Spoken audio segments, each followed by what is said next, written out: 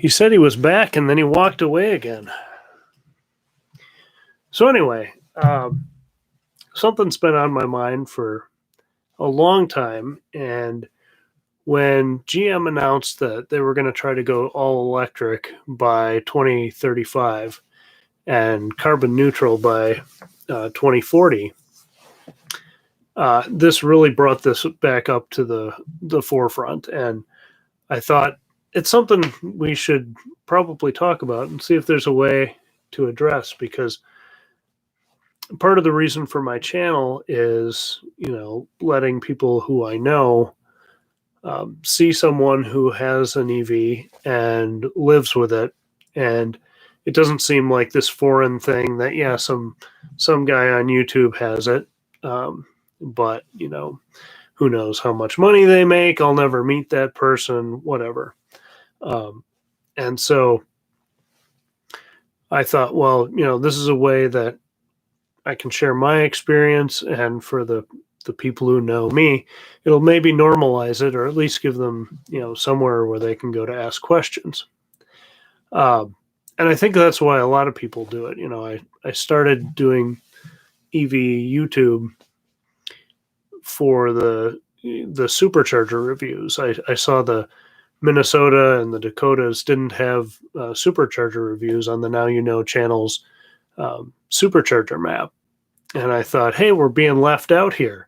And there are plenty of people with EVs here, but maybe they didn't watch the show or had no interest in doing that. But I had a camera. I was going on a road trip, so I thought I'd jump in and do it. And then, just more topics kept coming up that I thought, people might want to know this, people might want to know that. And so it just, kind of snowballed, and I made more and more videos. And I'm super vain, so I like seeing myself on camera or hearing myself. No, that's not true at all. But anyway, so why are you doing that? But anyway, when GM made that announcement a couple weeks ago,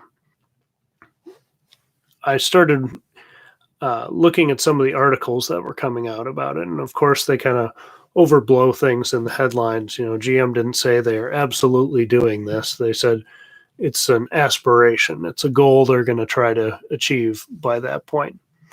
But, a lot of the comments, the people who think it'll never happen are, of course, like, oh, GM's, just sealing their own fate. Nobody wants their cars anyway. And, other people on the more pro EV side are like, well, GM's late to the party. They're going to go bankrupt because of, they're too far behind. So you get kind of this back and forth going on, and the comments on these different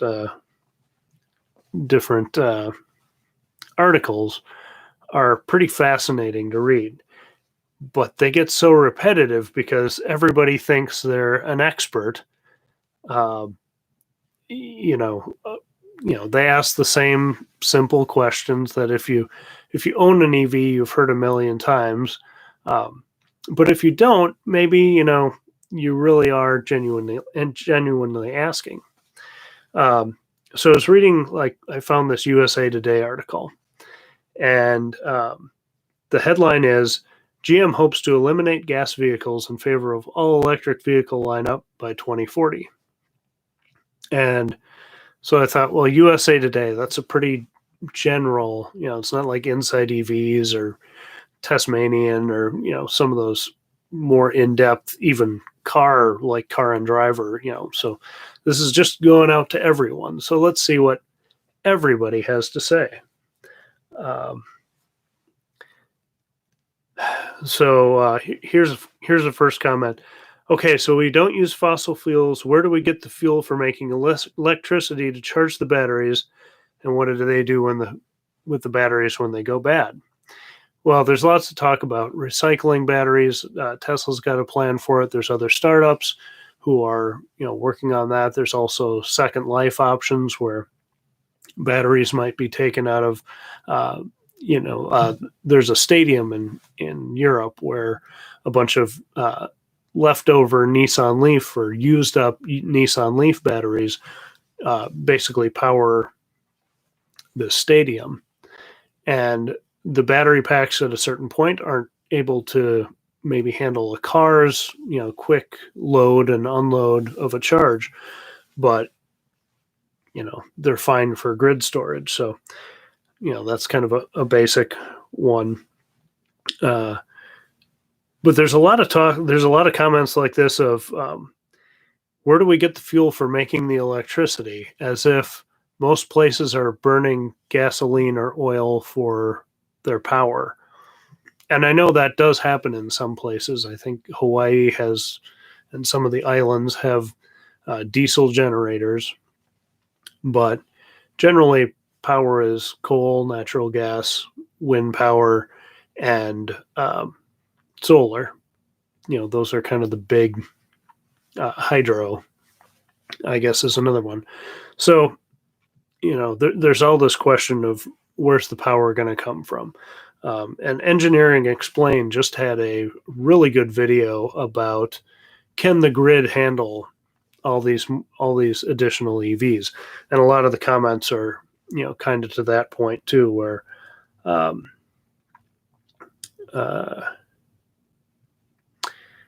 and one person says, "What a joke! What do you think these vehicles are made of? Oil byproducts. We need our oil in our everyday lives."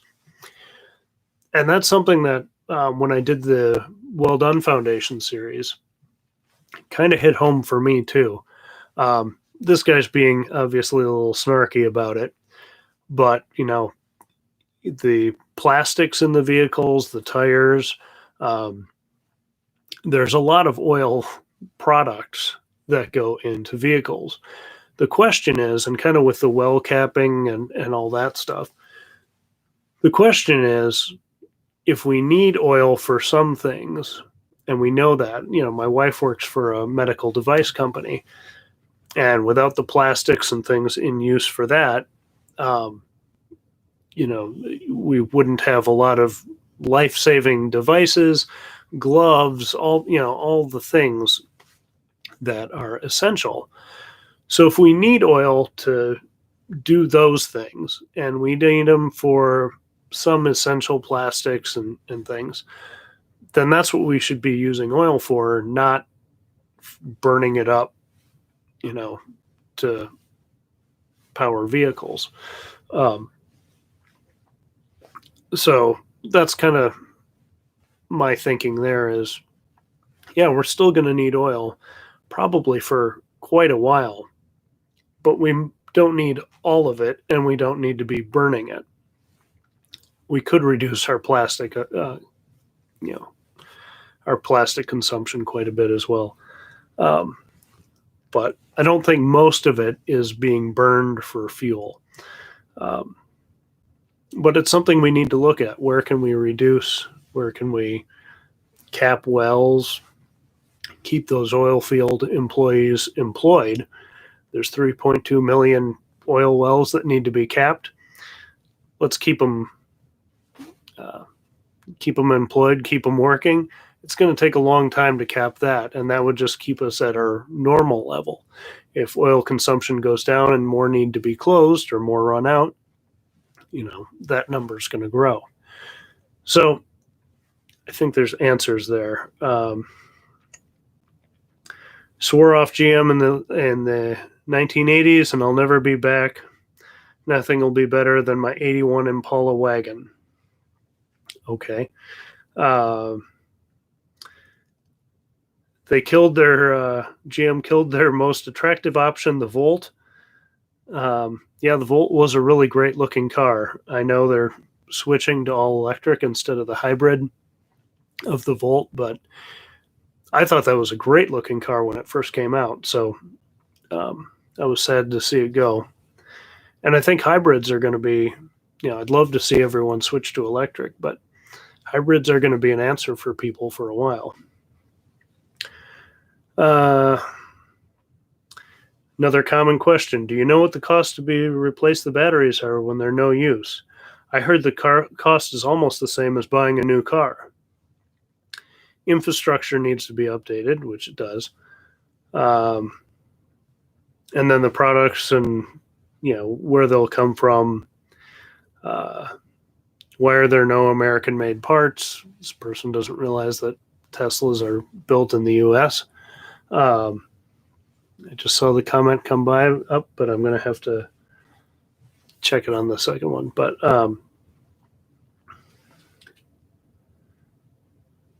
yeah, your 2014 Volt was a gateway to an EV, and so was my Prius.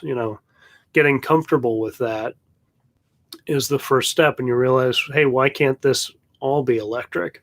So yeah, the Volt was a great car, and it looked great.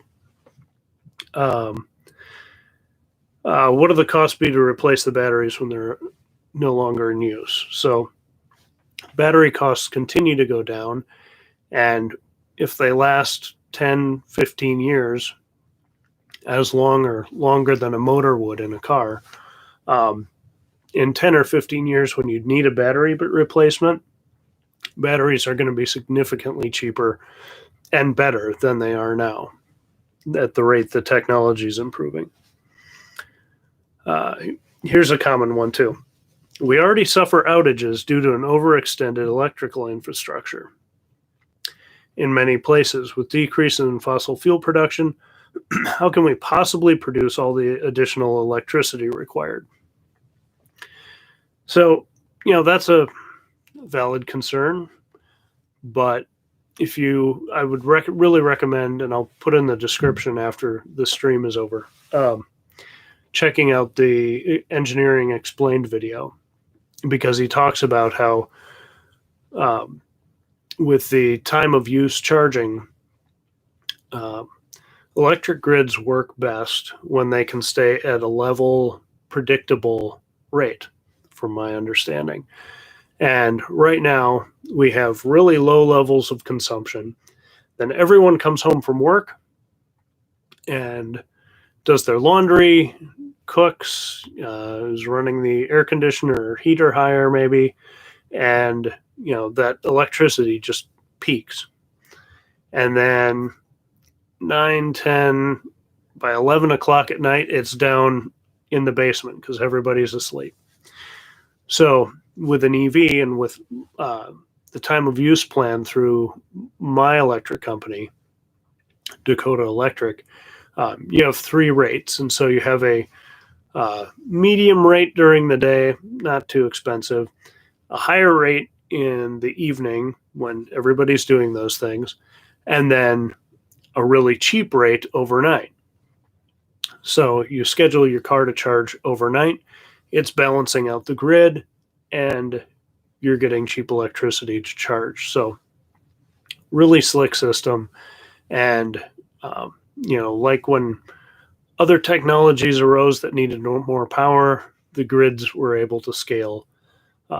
California is a weird mess for a lot of reasons, where the brownouts aren't necessarily all, from my understanding, aren't all necessarily because of the energy consumption, but because of wildfires. And so sometimes they'll shut things down if it's hot and there might be a spark in an area. I don't know all the details of it, but I know they have a complex and stupid problem that needs to be solved.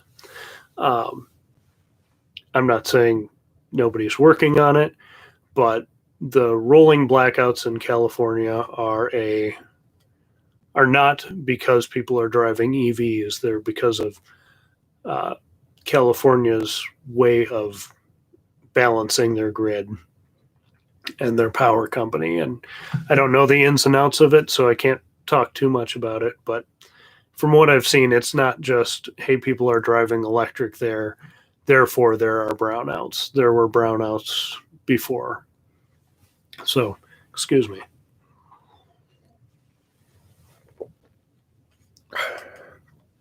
Did you guys think I could talk this long?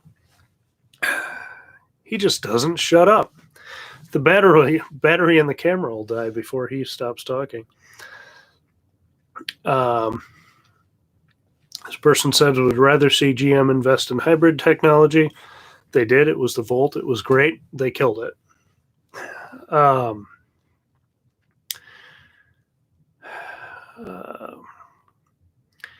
And then you have somebody, making a nice, good point about EVs are the future and they're getting more efficient. And it's a bunch of smiley faces and nasty replies. There's not enough electric infrastructure to handle that many electric vehicles. True. But as the vehicle EV adoption grows, so are the infrastructure. We bought our Tesla Model S used it's a 2015 model, but we bought it in 2018. And we could get around Minnesota pretty easily. But there were challenges. Excuse me. There were challenges, some directions in the state, even now, aren't great. But in the 2 years I've owned it, charges have popped up everywhere. In fact, another video I want to do relatively soon is just looking at my area. What are all the places you can charge? There's a ton of them. So if I didn't have charging at home, there are plenty of options. And supposedly more coming all the time. Our city has put in 3 in the last year and a half. So they aren't supercharger speeds, but if you're at an event at the Performing Arts Center or something, you can get a charge while you're there. So a lot of people are working on it. A lot of that that Dieselgate money from Volkswagen is going into more charging infrastructure too. I guess people don't know where the materials. Sorry, I'm trying to read what he wrote, but what he wrote doesn't make sense. Basically, where the materials come from for the batteries. Yeah, there are problems with sourcing some of the elements. Cobalt is a problem. Tesla and a lot of other companies are trying to do a better job of sourcing that, making sure it's being mined ethically, and also reducing the content of it from the batteries. So eventually, and some of their batteries right now are cobalt free. The lithium iron phosphates, some of the ones that they're using in China, I believe, are cobalt free already. So people are working on that. There's obviously an environmental impact to any kind of mining, the steel for the bodies, or, the steel for regular vehicles. There's obviously a environmental impact to drilling for oil. I think there was just a spill near San Francisco recently, an oil spill. So, there's problems with all of these things. But the EV industry is really working hard to minimize those and come up with the best, cleanest, safest options.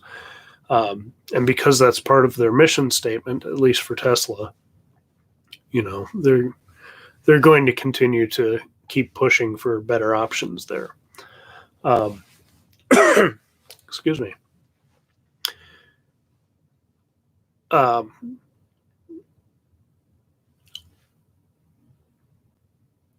Yeah, I could ramble about that for a long time, so I'm not going to. Too late. Need to build some more coal-fired power plants so they can charge them up. That's another great, really, really tired comment. If anybody's looked at the mix of power that we're getting, less and less of it is coming from coal, and coal plants are being shut down just because they're less efficient financially to run.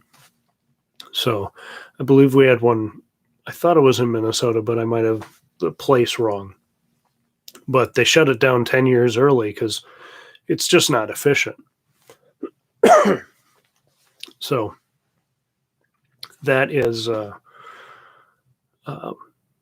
kind of a fallacy that everything is done on coal power.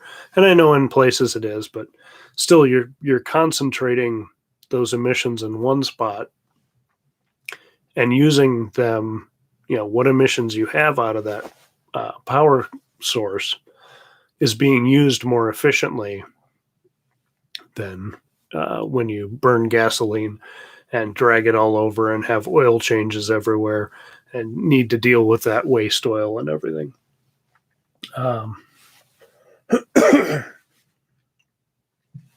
Yeah, exactly. It's the same thing when they transitioned from horse carriages to automotive. They said not enough fuel. And yeah, there's a profit in it. So they're going to find a way to make it happen.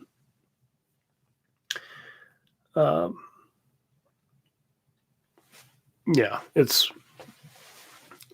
they're going to figure it out. The power companies are really, obviously they stand to gain from this transition. So some of in 2019, I did a lot of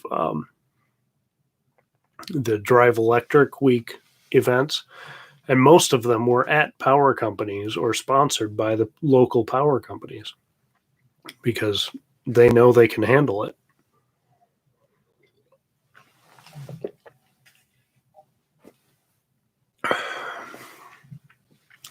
All right, I'm going to try not to cough in your face anymore. Where does the electricity come from? Lightning during a thunderstorm? Yeah, 1.21 gigawatts.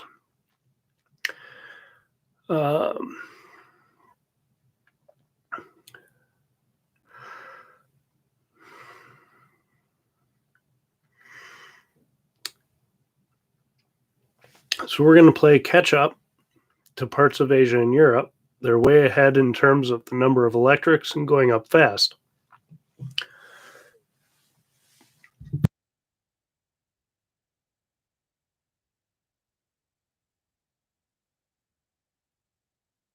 Hopefully that muted for you.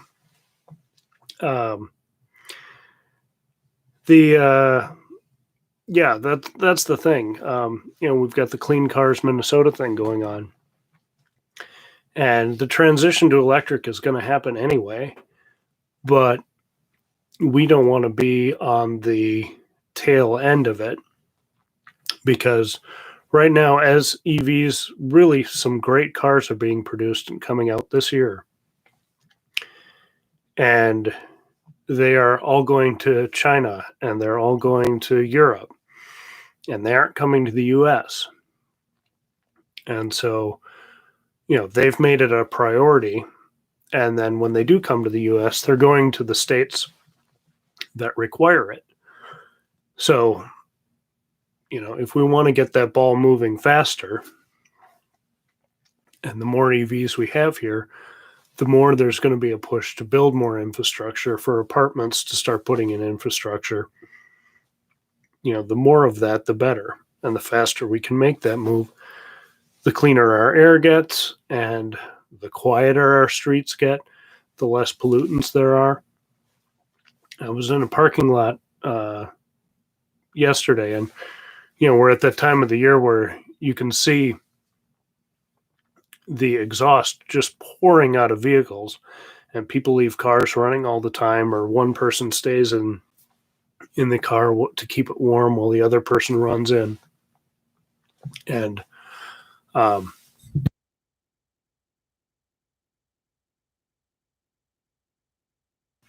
excuse me. So yeah, you can just see how much exhaust is coming out of all these vehicles. When I was taking my daughter to daycare, everybody would just leave their cars running the whole time they're dropping their kids off or picking them up. And as I was in this parking lot yesterday or earlier today, I can't remember, but the family in front of me had a toddler, and mom's walking down the lane next to the cars, dad's walking down the lane next to the cars, and of course all of our heads are up by the back windows of the SUVs. And then they've got this toddler. And, I vaguely remember being that small, but the toddler's head is right at muffler height, especially for the big SUVs and trucks. And so parents are walking through relatively clean air, and the kids just sucking down exhaust all the way out to back to their car. So, that can't be good. And I know it's not all the time, but, long term, it's not great. So,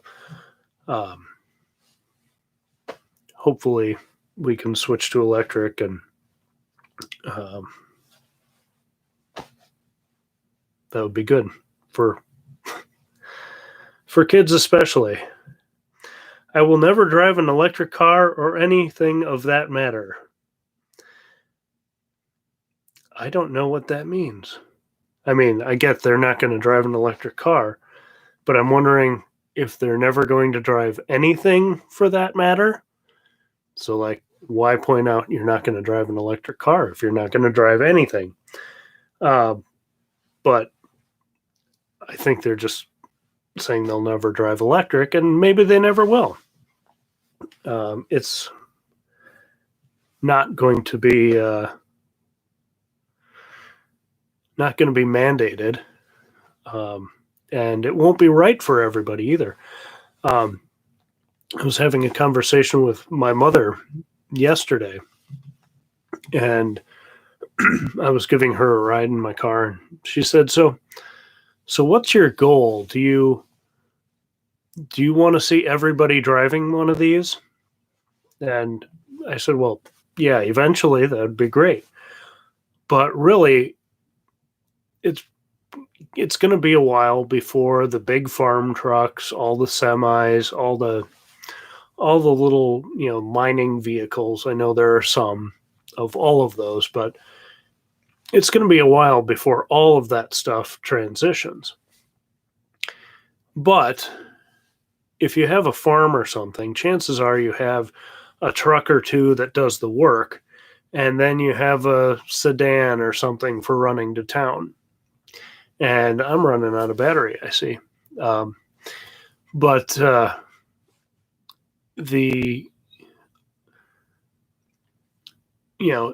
it's 2021, and my goal is that in 2021, everyone should at least be considering, for those typical daily driver vehicles, if you're replacing one, you should at least minimum be thinking hybrid, and definitely should be considering and test driving electrics. So that's kind of my thoughts on the whole thing. I hope GM follows through, and I hope they keep offering some good vehicles. We'll see how their pipeline works out, see how the Hummer and Lyric and all that stuff works out. But I'm hopeful, and I'm hoping that we can, keep slowly plugging away. That's terrible. That's just terrible. But I'm hoping we can, keep moving toward electric, and hopefully when COVID's over, we can get more butts in seats and really show how fun and exciting making that switch to electric is. I'm sure that blinking low battery signal is super annoying. Yeah, you can see it on the stream too. So I apologize for that. I have ordered a plug that goes in the camera, so I'm not running off battery when I do this. So hopefully the next one will be better and will work the first time. But guys, I really appreciate you hanging out and putting up with my rambling on this and the audio problems on the last try. But have a great night. Have a good Valentine's Day. Stay warm. And I'll talk to you later. Thanks a lot.